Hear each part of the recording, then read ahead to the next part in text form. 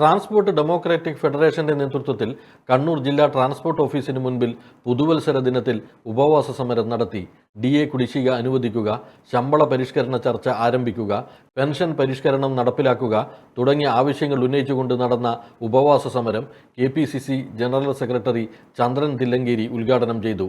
Transport workers union INDUC സംസ്ഥാന സെക്രട്ടറി MN Rajesh മുഖ്യപ്രഭാഷണം നടത്തി.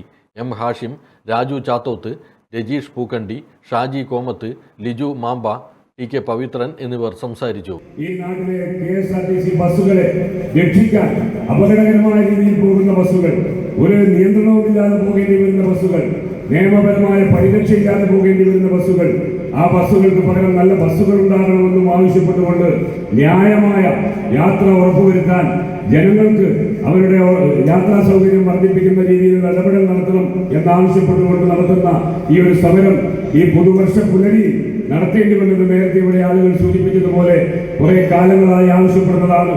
ബധിര കർമ്മങ്ങളിൽ ചെന്ന് പതിക്കുന്നു എന്നതിനപ്പുറത്തേക്ക് ഒരാവശ്യവും അംഗീകരിക്കാത്ത, ഇവരെ വീണ്ടും വീണ്ടും പിഴിഞ്ഞുകൊണ്ടിരിക്കുന്ന, പീഡിപ്പിച്ചുകൊണ്ടിരിക്കുന്ന ഈ ഗവൺമെന്റിനെതിരെ 2026 ഗവൺമെന്റ് കണ്ണു തുറക്കണമെന്ന് ആവശ്യപ്പെട്ടുകൊണ്ട് നടത്തുന്ന ഈ സമരം എല്ലാവിധത്തിലുള്ള പിന്തുണയും കേരള പ്രദേശ് കോൺഗ്രസ് കമ്മിറ്റിയുടെ പേരിൽ അറിയിച്ചുകൊണ്ട് ഈ സമരം ഔപചാരികമായി ഉദ്ഘാടനം ചെയ്തതായി അറിയിക്കുന്നു. നിർത്തുന്നു. Jai. Midco, the net software park, Thana, Kannur.